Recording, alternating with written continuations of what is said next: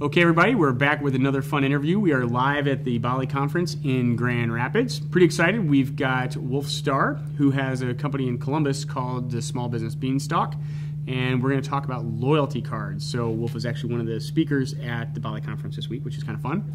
And we won't hold it against him that he's from Columbus. So, Wolff, thanks for coming on the show. I certainly appreciate it, and I'll refrain from any comments about being from Columbus. That's okay. It's most people from Michigan and Ohio State rivalry. Oh, I completely understand. You're there. So, community loyalty cards.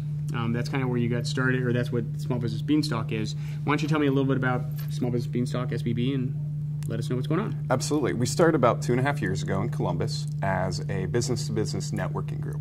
Okay. Where we connected the dots where if we have 6 small businesses that can't necessarily afford to go see an attorney, we can schedule an entire day with an attorney, and that allows us to break it down into smaller chunks to make it more affordable for all of the businesses being included. Oh, cool. Then we took it to the next level and we started pairing them up with each other. That worked out pretty well, but we really wanted to find the missing link, which was getting the community involved. Mm-hmm.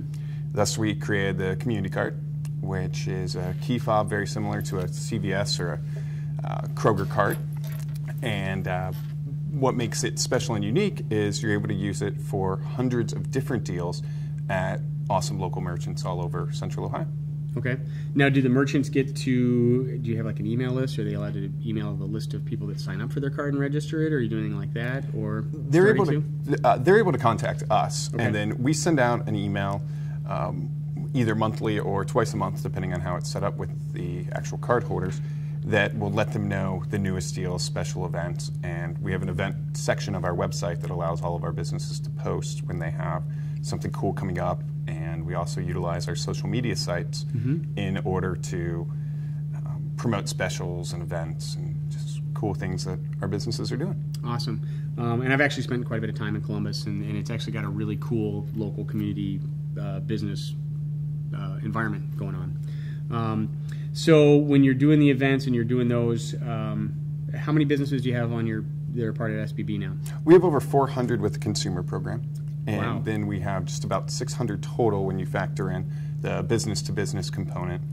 And you said you called that a concierge service before because you're kind of acting as their concierge, which is kind of a fun idea. Exactly. Each one of our reps, which is specific for the territory that they're in, they not only sign up the businesses and put them on the website and push out their gift cards and do all these other things, they also become a part of that company. So when that company decides I need to get an alarm system put in or I need to look into printing flyers, their representative is the first call they make. And then we have pre-vetted businesses that offer you a discount when you shop locally as a business-to-business program. Awesome. That's a great idea. So that's where the concierge thing came in. Exactly. So the topic that you're talking about here is the next generation of loyalty cards. That's right. Essentially, the loyalty cards are not a new concept. Coupon books are something which have been done for over 30 years on supporting local business. What we've really found with loyalty cards is you have to make the deals more specific than just 10% off everything. Right. It needs to be dynamic enough where the business is either going to draw new customers, get their customers to come more regularly, or spend a little bit more when they get within the door. Thus, we let each one of our businesses pick their own deal. Okay. For some, it will be half off hours, which they're normally very slow. Others will be spend this much and get this free item or this coupon for next time you come back. Okay. So when you're doing those, obviously the businesses pay to be part of SBB. They get to pay to participate, but it's probably a lot less than Groupon, obviously. I mean, Groupon is very hard to make money from. Right. Groupon, when it first started, was a great fit for specific businesses, but with the flood that's come into the market of so many copycats and deal sites, it's become a bit flooded, and the number of businesses that can see a good return, it's a much lower number. Right.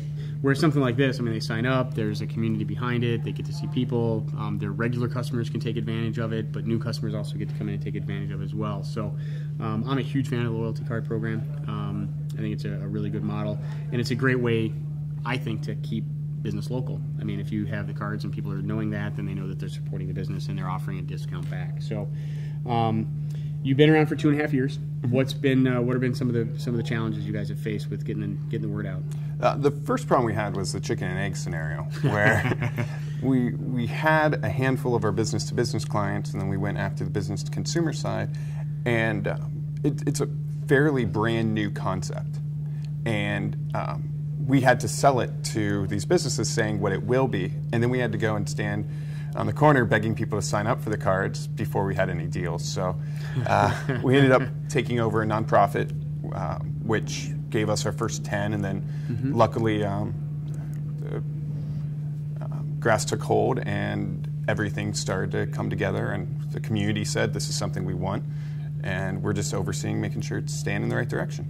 Now, one of the things that you and I talked about before was the gift cards and acting as the liaison for nonprofits and that kind of deal. Can you touch on that? Yeah, absolutely. Businesses have an option to either give only gift cards, only their membership or their membership plus some gift cards. Okay. Then with those gift cards, we're able to use them for nonprofit giving. So like if somebody, like every business gets called, hey, we've got, the firefighters fund, or any local charity will call up and ask for a donation. They would say, if they were part of SBB, they would say... they have the option where if they want, they can say, we do some of our giving through the SBB. Okay. Then we get a call from them, or we get an email that we call out to them. Hey, I hear you're looking for gift cards for your event. Right. Tell us more about the event. And then based on who the nonprofit's targeting, geographic as well as industry specific, we're able to look at all of our members and all of the gift cards we've received and find the best matches for them so that we can get added exposure for that business and we can get the best support for the nonprofit that we can. That's awesome. So you're actually keeping the business even more local with the donations of the gift cards. That's a really good idea. That's why I brought it up. Thank you very much. Well, cool. Well, again, the business is called Small Business Beanstalk. These are what he's got. These are the guides. He is in Columbus, but I will have a link to his site down there. So if you're interested in talking to him and possibly figuring out how you could take advantage of it, that's great. Wolff, I really appreciate you coming on and giving us the interview. I appreciate you inviting me in and sharing the Bally Conference with us. Awesome. All right. So, all right, everybody, that's it. Thanks for watching, and we'll talk to you soon.